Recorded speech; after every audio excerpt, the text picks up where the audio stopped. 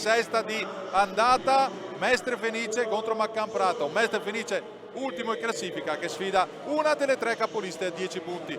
È partiti anche con Maccan Prata che schiera il 2002 Martinez, adesso cerca di andare via sulla faccia destra, ancora Bui, il pallone al centro per Carlo Uenu e c'è l'uscita di Bernardi che anticipa Uenu in un ambiente che sicuramente sapevano fosse attenzione, molto c'è difficile. il Caregnato e bravo Diodoardo a chiudere. Sono giocatori che magari partono a diesel e poi attenzione il pallone di Dallò ed è l'1-0 dopo 5 minuti e 15, passa in vantaggio. Una palla recuperata da Dallò su Vailati e si è trovato da solo davanti a Diodoardo, l'opposto, in modo tale che possa chiudere il centro per andare a fare una copertura.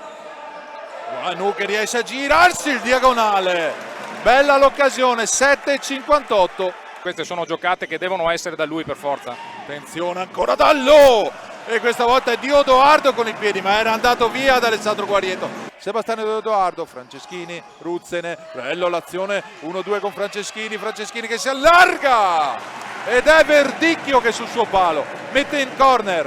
11,44. Ceccon che carica il destro, Ruzzene sulla linea. Impostare e giocare con più tranquillità, Cecchinello, cosa che in Grigolon, questo momento sta facendo attenzione, molto bene Grigolon. E c'è poco nulla da Pivot. fare, 12,22.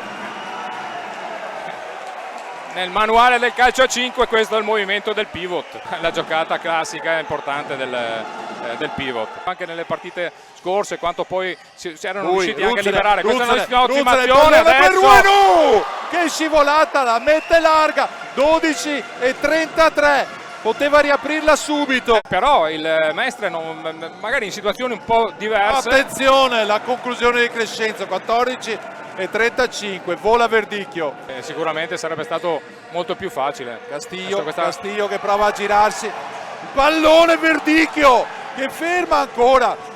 Il raddoppio, eccolo. Attenzione, il pallone ancora fuori. Vailati e finisce quindi il primo tempo. Finisce con il Maccan che conduce 2-0 nei confronti del Mestre Fenice, però è sembrata una squadra proprio sul pezzo. È una squadra che ha giocato molto bene, che sa quello che deve fare. Attenzione il pallone subito, Ruzzene! Ed è subito dopo 9 secondi l'occasione per riaprire la partita.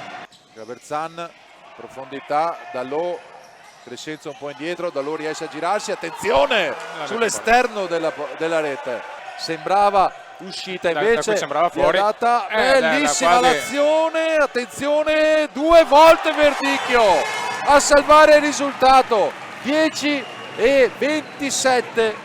Andando in raddoppio, andando in 3, adesso c'è 2 contro 1. E il miracolo di Diodoardo, aveva messo l'incrocio dei pali. Mancano 7 minuti e 58 secondi alla fine dell'incontro, c'è questa palla quasi sciccata da Grigolon. Quando prima parlavi di situazioni che possono determinare anche con la fortuna il risultato, questa secondo me è una di quelle, perché non sembrava nemmeno troppo determinato a calciare la palla a Grigolon, che si è vista arrivare dalla rimessa laterale, quindi sanno stare in campo. È chiaro che manca l'esperienza e manca in certi momenti il Grigolon della situazione. Attenzione, adesso siamo arrivati e ancora una volta Verdicchio risponde presente. Può succedere di tutto, ma andare quasi ai titoli di coda, che dice Antonio. Io aspetterei ancora. Io invece ti dico che possiamo quasi andare ai titoli di coda. Sono stati in campo contro una squadra così, hanno preso 3 gol, ma non sono così, e questa volta Verdicchio forse lo fa. Verdicchio lo fa, 4-0, 19,35. questo è il secondo tentativo di Verdicchio ed è riuscito a farlo.